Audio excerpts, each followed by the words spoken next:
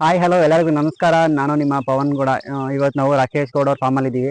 So Rakesh Gowda ಅವ್ರ daily routine ಯಾವ ಥರ ಇರುತ್ತೆ, ಏನು ಎಂತು ಅನ್ನೋದು ಈ ವಿಡಿಯೋ ಕಂಪ್ಲೀಟ್ ಆಗಿ ತಿಳ್ಕೊಳ್ಳೋಣ. ನೋಡ್ತಾ ಇರ್ಬೋದು ಹಿಂದೆ ಉಳುಮೆ ಮಾಡ್ತಾ ಇದ್ದಾರೆ. ಸೊ ಅವ್ರು ಎಷ್ಟು ವರ್ಷದಿಂದ ಉಳುಮೆ ಮಾಡ್ತಾ ಇದ್ದಾರೆ. ತುಂಬ ಯಂಗ್ಸ್ಟರ್ಸ್ ಈಗಿನ ಕಾಲದಲ್ಲಿ ಹೇಳಬೇಕು ಅಂದರೆ ಸಿಟಿ ಒಳಗಡೆ ಆಲ್ಮೋಸ್ಟ್ ಈ ಥರ ಯಂಗ್ಸ್ಟರ್ಸು ಕೆಲಸ ಮಾಡೋದು ತುಂಬ ಕಷ್ಟ. ಯಾರೂ ಆಲ್ಮೋಸ್ಟ್ ನನ್ನ ಪ್ರಕಾರ ನೋಡಿಲ್ಲ. ಸೊ ಅವ್ರಿಗೆ ಈ ಥರ ಕ್ರೇಜ್ ಏನಕ್ಕಿದೆ, ಏನು ಎಂತು ಅನ್ನೋದಕ್ಕೆ ಕಂಪ್ಲೀಟ್ ವಿಡಿಯೋ ಇದರಲ್ಲಿ ತಿಳ್ಕೊಳ್ಳೋಣ. ರಾಕೇಶ್ ಅವರೇ ನಮಸ್ತೆ. ನಮಸ್ತೆ ಪವನ್. ನೋಡಿದ್ವಿ ಬೆಳಿಗ್ಗೆಯಿಂದ ಉಳುಮೆ ಮಾಡ್ತಾ ಇದ್ದೀರಾ. ಆಲ್ಮೋಸ್ಟ್ ಹೇಳ್ಬೇಕಂದ್ರೆ ಸಂಡೇ ಆಕ್ಚುಲಿ. ಹೌದು. ಆಕ್ಚುಲಿ ಬೇರೆಯವರೆಲ್ಲ ಬಾರು ಪಬ್ಬು ಒಂಥರ ಇದ್ ಮಾಡ್ತಾ ಇರ್ತಾರೆ. ನಿಮ್ಗೆ ಈ ಒಲವು ಯಾಕೆ ಬಂತು? ನಮ್ಗೆ ಚಿಕ್ಕ ವಯಸ್ಸಿಂದ ಇದೆ ಕ್ರೇಜು. ಹೌದಾ? ಎಲ್ಲ ನಮ್ಗೆ ಸ್ಕೂಲ್ ಕಾಲೇಜ್ ಟೈಮ್ ಇದ್ದಾಗಿಂದ ಎಲ್ಲ ಶನಿವಾರ ಭಾನುವಾರ ಬಂದ್ರೆ ಅಜ್ಜಿ ಮನೆಗೆ ಹೋಗ್ಬೇಕು, ಅಲ್ಲಿ ಇಲ್ಲಿ ಊರ್ಗ್ ಹೋಗ್ಬೇಕು, ಕ್ರಿಕೆಟ್ ಆಡ್ಬೇಕು, ಅದು ಇದು ಕ್ರೇಜ್ ಇರ್ತಿತ್ತು ಎಲ್ರಿಗೂ ನಮ್ ಫ್ರೆಂಡ್ಸ್ ಗಳಿಗೆ.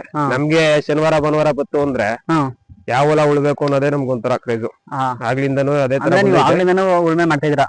ನಿಮ್ಗೆ ಎಷ್ಟು ವಯಸ್ಸು ಇರ್ಬೇಕಂದ್ರೆ ಉಳುಮೆ ಮಾಡ್ತಿದ್ದೀರಾ? ನಾನೊಂದು 4ನೇ ಕ್ಲಾಸ್ ಇಂದೇನು ಆಗ್ಲಿಂದಾನೇ ನಮ್ ತಾತವರೆಲ್ಲ ಉಳುಮೆ ಮಾಡ್ತಾ ಇದ್ರು.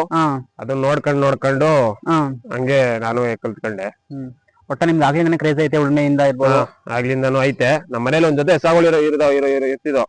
ಅವುಗಳು ಕರಾಗಳನ್ನ ಕಲ್ಸೋದೇ ನನ್ಗೊಂಥರ ಹೊಸ್ದಾಗಿ ಕಲ್ಸೋದು ನಂಗೆ ತುಂಬಾ ಇಷ್ಟ. ಹಾಲ್ ಕುಡಿಯೋ ಕರಾಗಳಿಂದಾನೆ ಹೊಸ್ದಾಗಿ ಅವ್ನ ಕಲ್ಸೋದು. ನೀವು ಕರುಗಳಿಂದ ರೂಢಿ ಮಾಡ್ತೀರಿ ಉಳುಮೆಗೆ? ಒಂದ್ 6 ತಿಂಗಳು ಕರುವಿಂದಾನೆ ಸ್ಟಾರ್ಟ್ ಮಾಡ್ಬಿಡುವೆ. ಅರೆ ಅವ್ರ ಅಮ್ಮನ ಜೊತೆ ಮೊದಲು ಅದ್ರ ಅಮ್ಮನ ಜೊತೆ ಫಸ್ಟ್ ಕಟ್ಟವೆ. ಈಗ ಬಲ್ಗೋಲ್ ಅದ್ರ ಅಮ್ಮ ಇದ್ರೆ ಎಡ್ಗೋಲ್ಗೆ ಅದ್ರ ಮಗಳನ್ನ ಹಾಕಳವೆ. ಆಮೇಲಿಂದ ಇನ್ನೊಂದು ಒಂಟಿ ಇರ್ತಿತ್ತಲ್ಲ, ಈಗ ಒಂದ್ ಜೊತೆ ನಮ್ ಮನೇಲೆ ಹುಡ್ತಾ ಇದ್ದೋ. ಫಸ್ಟ್ ಹಸಿನ್ ಜೊತೆ ಕಲ್ಸವೆ, ಆಮೇಲಿಂದ ಅದಾದ್ನೇ ಕಟ್ಟವೆ ಜೊತೆಗೆ. ಒಂದ್ ಕರು ಒಂದೊಂದ್ಸಲಿ ರೂಢಿ ಮಾಡ್ಕೊಂಡು ಜೊತೆ ಈಗ ಕಲ್ತಿರಾಸ ಆದ್ರೆ ದನಿನ್ ಜೊತೆ ಕಟ್ಟೋದಾದ್ರೆ ಕಲ್ಸೋದ್ ನಮ್ಗೇನ್ ರಿಸ್ಕ್ ಆಗಲ್ಲ, ಈಸಿಯಾಗಿ ಕಲ್ಸ್ಕೊಬಿಡ್ಬೋದು.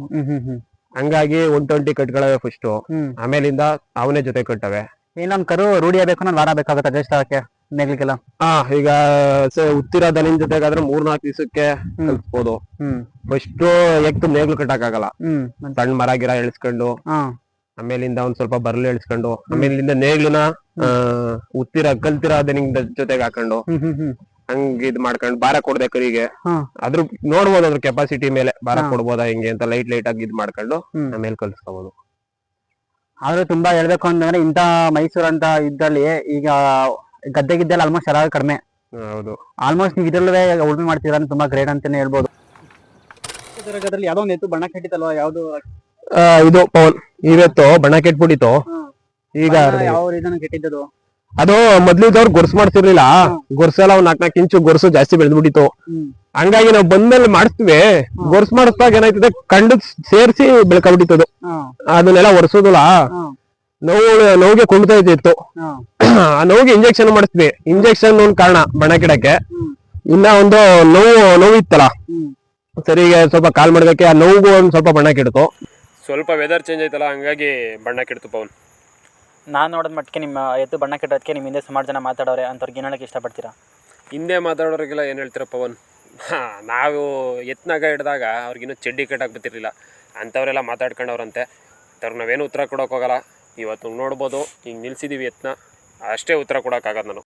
ನಮ್ಮ ಜೊತೆ ರಾಕೇಶ್ ಗೌಡ ಅವ್ರ ತಾತ ಇದ್ದಾರೆ. ಅವ್ರು ತುಂಬಾ ಏಜ್ ಆಗಿದ್ರು ಕೂಡ ತುಂಬಾ ಪ್ರೀತಿಯಿಂದ ತುಂಬಾ ಒಲವಿಂದ ಇದನ್ನ ಸಾಕ್ತಾ ಬಂದಿದ್ದಾರೆ. ಅವ್ರನ್ನ ಪರಿಚಯ ಮಾಡ್ಕೊಳ್ಳೋಣ. ತಾತ ಬನ್ನಿ. ರಾಕೇಶ್ ಅವರೇ, ನಿಮ್ ತಾತಂಗೆ ಏಜ್ ಆಗಿದೆ, ಆದ್ರೂ ಇದ್ರ ಮೇಲೆ ಪ್ರೀತಿಯಾಗಿರ್ಬೋದು ಒಲವಾಗಿರ್ಬೋದು ತುಂಬಾ ಇದೆ ಅಂತ ಅನ್ಸುತ್ತೆ. ನಿಮ್ ತಾತನ ಬಗ್ಗೆ ಹೇಳಿದ್ರೆ ಏನ್ ಹೇಳ್ತೀರಾ? ಈಗ ಅವ್ರಿಗೆ ಒಂದು 75 ವರ್ಷ ಆಗೈತೆ. ಆದ್ರೂ ಯಾರಿಲ್ಲ ಅಂದ್ರೆ ಅವರೇ ಮೇಂಟೈನ್ ಮಾಡ್ಕೊತಾರೆ. ಒಂದ್ 3 ಜೊತೆ ಅವೇ ನಮ್ಮ ಹತ್ರ ಈ ದನಗಳು. ಅದ್ರ ಜೊತೆಗೆ ಇಲಾತಿ ದನ, ಆಡು, ಕೂರಿ, ನಾಯಿ ಅನ್ಕೊಂಡ್ ಅವೆಲ್ಲ ಒಂದಷ್ಟವೇ. ನಾವ್ ಯಾರಿಲ್ಲ ಅಂದ್ರೆ ಇವ್ರೊಬ್ರೇನೆ ಮೇಂಟೈನ್ ಮಾಡ್ಕೊಳ್ತಾರೆ. ನಾವ್ ಇರ್ಲೇಬೇಕು ಅಂತ ಏನಿಲ್ಲ. ಈಗ 75 ವರ್ಷ ಆಗೈತೆ ಇವ್ರಿಗೆ ಯಾವ್ದೇ ಬೇರೆ ರೀತಿ ತೊಂದ್ರೆ ಕಾಯಿಲೆಗಳು ಅದೇನು ಇಲ್ಲ. ನಾವ್ 75 ವರ್ಷ ಗಂಟೆ ನಾವ್ ಇರ್ತೀವಿರಲ್ವಾ, ಆದ್ರೆ ಇದನ್ನ ಮೇಂಟೈನ್ ಮಾಡಕ್ಕೆ ಅಂದ್ರೆ ಇವರೇ ಮೇನ್ ಕಾರಣ. ಉಳ್ಮೇಲೆ ಮಾಡ್ತಾರ? ಮಾಡ್ತಾರೆ. ಈಗ್ಲೂ ಉಳ್ಮೆಲ್ಲ ಮಾಡ್ತಾರೆ. ಈಗ ಲೈಟ್ ಆಗಿ ಸ್ವಲ್ಪ ಮಂಡಿ ನೋವು ಕಾಣಿಸ್ಕೊಂಡೈತೆ. ಮೊದ್ಲೆಲ್ಲ ಅವರೇ ಉಳ್ತಾ ಇದ್ದಿದ್ದು. ನಿಮ್ಗೆ ತಾತವ್ರು ಹೇಳ್ಕೊಟ್ಟಿದ್ದ ಉಳ್ಮೆ ಮಾಡೋದಿಲ್ಲ? ಉಳ್ಮೆ ಮಾಡೋದು ಇವ್ರೇನ್ ಹೇಳ್ಕೊಟ್ಟಿಲ್ಲ. ಇವ್ರು ಉಳ್ತಾ ಇದ್ರು, ಅದನ್ನ ನೋಡ್ಕೊಂಡು ನಾವು ಕಲ್ತಿದ್ದಷ್ಟೇ. ಇವ್ರಿಗೆ ಉಳ್ಮೆದೆ ಅಂತಲ್ಲ, ನಮ್ಗೆ ದನಿನ್ ಬಗ್ಗೆ ಆಗ್ಲಿ ಏನು ಹೇಳ್ಕೊಟ್ಟಿಲ್ಲ ನಮ್ಗೆ. ಏನಕ್ಕೆ ಅಂದ್ರೆ ಇವ್ರಿಗೆ ಇಷ್ಟ ಇರ್ಲಿಲ್ಲ ಈ ಫೀಲ್ಡ್ಗೆ ನಾವು ಬರಬಾರ್ದು. ಇವ್ರ ತಲೆಗೆ ಸಾಕು ಇದು. ಯಾಕೆಂದ್ರೆ ಇದ್ರೆಲ್ಲ ನೊಂದಿ ಬೇಜಾರಾಗೈತಿ ಇವ್ರಿಗೂ. ಇವ್ರಲ್ಲೆಲ್ಲ ಏನು ಆದಾಯ ಇಲ್ಲ ಅನ್ನೋದು ಗೊತ್ತಿರೋದ್ರಿಂದ ಈ ಫೀಲ್ಡ್ ಬರೋದ್ ಬೇಡ ಇವ್ರು ಅನ್ನೋದಕ್ಕೆ ನಮ್ಗೆ ಇವತ್ತಿಗೂ ಒಂದ್ ಸುಳಿದಾಗಿರ್ಬೋದು ಒಂದ್ ಇದ್ರದಾಗಿರ್ಬೋದು ಏನು ಹೇಳ್ಕೊಟ್ಟಿಲ್ಲ. ನಾವೇ ಸುಮ್ನೆ ಅಲ್ಲಿ ಇಲ್ಲಿ ನೋಡ್ಕೊಂಡು ಕಲ್ತ್ಕೊಂಡಿರೋದು. ನಾವ್ ಕೇಳಿದ್ರು ಹ್ಞೂ ಅಷ್ಟೇ ಹೇಳೋದು ಇವ್ರು. ಅದನ್ ಬಿಟ್ರೆ ಇನ್ ಯಾವ್ದು ಹೇಳ್ಕೊಟ್ಟಿಲ್ಲ ನಮ್ಗೇನು. ಇಷ್ಟೆಲ್ಲ ಇದ್ರ ಮೇಲೆ ನಿಮ್ಗೆ ಮಾಡ್ಲೇಬೇಕು ಅಂತ ಕ್ರೇಜ್ ಏನ್ ಬಂತು? ಸುಮ್ನೆ ಅದೊಂಥರ ಚಿಕ್ಕ ವಯಸ್ಸಿಂದ ನೋಡಿ ನೋಡಿ ಮನೇಲಿ ನನ್ ಪ್ರಕಾರ ನಿಮ್ಗೆ ಬ್ಲಡ್ ಲೈನ್ ಅಲ್ಲೇ ಬಂದ್ಬಿಟ್ಟೈತಿದ್ರು. ಹಂಗೆ ನಮ್ಮ ಮಾವರು ಆಗ್ಲಿಂದ ಎಲ್ಲ ಸಾಕ ಬಂದಿದ್ರು, ನಮ್ ತಾತವ್ರು. ಹಂಗೆ ಆ ಹೆರಿಡಿಟಿಲಿ ನಮಗೂ ಬಂದೈತೆ ಅಷ್ಟೇ. ಇನ್ನ 10 ವರ್ಷ ಇವುಗಳನ್ನ ಸಾಕೊಂಡ್ ಹೋಗತ್ರ ದೇವ್ರ ಶಕ್ತಿ ಕೊಳ್ಳೇದೆ ನಾವು ಕೇಳ್ಕೊತೀವಿ. ಹೌದು ಪವನ್, ನಮಗೂ ಅದೇ ಇಷ್ಟ. ನಾವ್ ಹೋದ್ರು ಅವ್ರು ಇರ್ಬೇಕು, ಅವ್ರು ನೋಡ್ಕೊಂಡಿರ್ಬೇಕು ಅನ್ನೋದೇ ನಮಗೂ ಆಸೆ.